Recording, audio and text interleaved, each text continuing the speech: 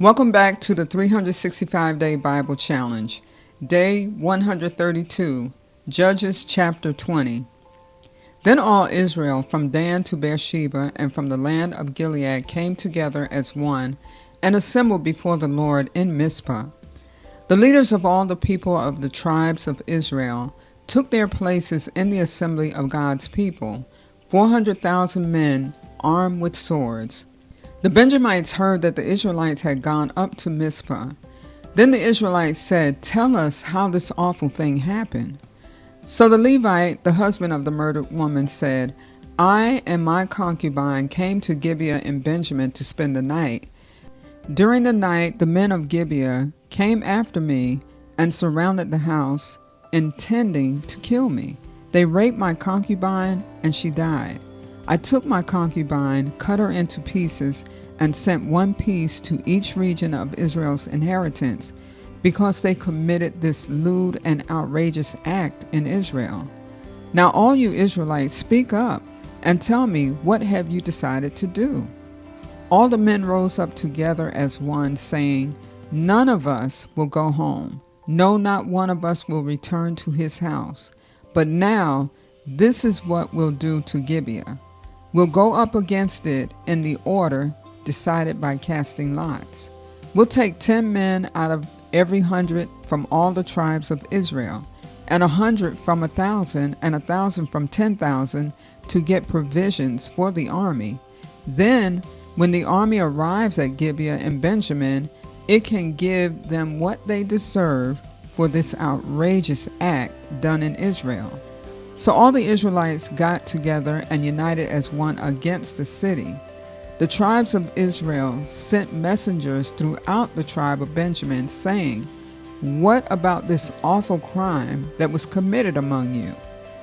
Now turn those wicked men of Gibeah over to us, so that we may put them to death and purge the evil from Israel." But the Benjamites would not listen to their fellow Israelites. From their towns they came together at Gibeah to fight against the Israelites. At once the Benjamites mobilized 26,000 swordsmen from their towns, in addition to 700 able young men from those living in Gibeah. Among all these soldiers there were 700 select troops who were left-handed, each of whom could sling a stone at a hair and not miss. Israel, apart from Benjamin, mustered 400,000 swordsmen, all of them fit for battle.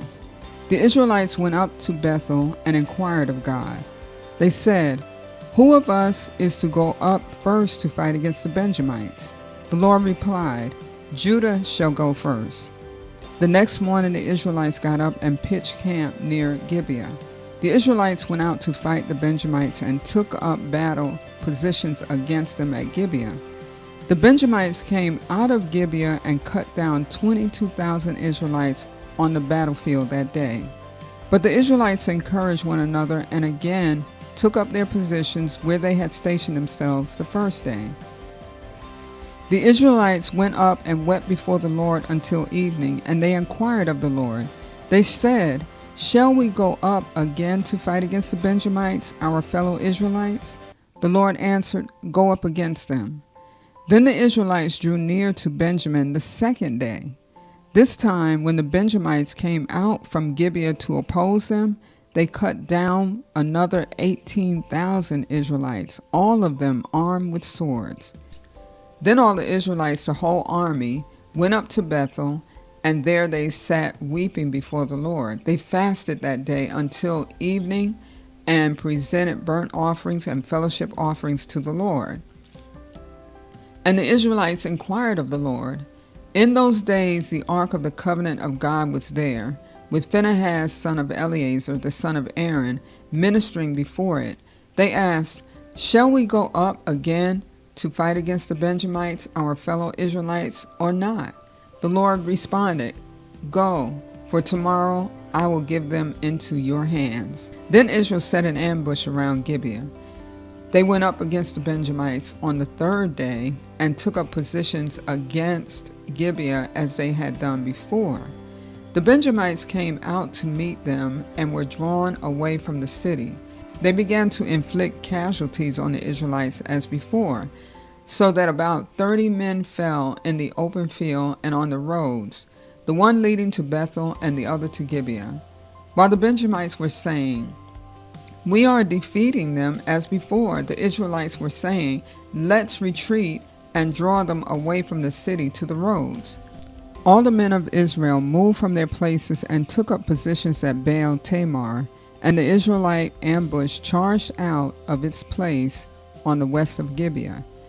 Then 10,000 of Israel's able young men made a frontal attack on Gibeah. The fighting was so heavy that the Benjamites did not realize how near disaster was.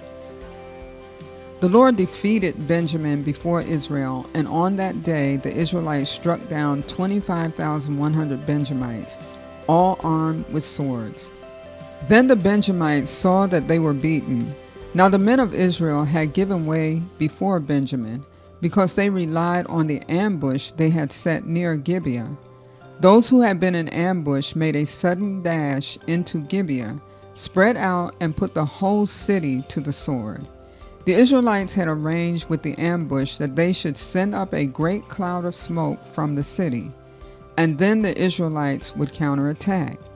The Benjamites had begun to inflict casualties on the Israelites, about 30, and they said, "We are defeating them as in the first battle." But when the column of smoke began to rise from the city, the Benjamites turned and saw the whole city going up in smoke.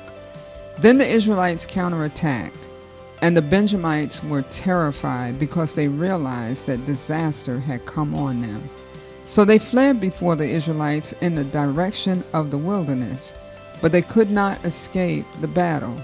And the Israelites who came out of the towns cut them down there. They surrounded the Benjamites, chased them, and easily overran them in the vicinity of Gibeah on the east. 18,000 Benjamites fell, all of them valiant fighters. As they turned and fled toward the wilderness to the rock of Rimmon, the Israelites cut down 5,000 men along the roads. They kept pressing after the Benjamites as far as Gittim, and struck down 2,000 more. On that day, 25,000 Benjamite swordsmen fell, all of them valiant fighters. But 600 of them turned and fled into the wilderness to the rock of Rimmon, where they stayed 4 months. The men of Israel went back to Benjamin and put all the towns to the sword, including the animals and everything else they found. All the towns they came across they set on fire.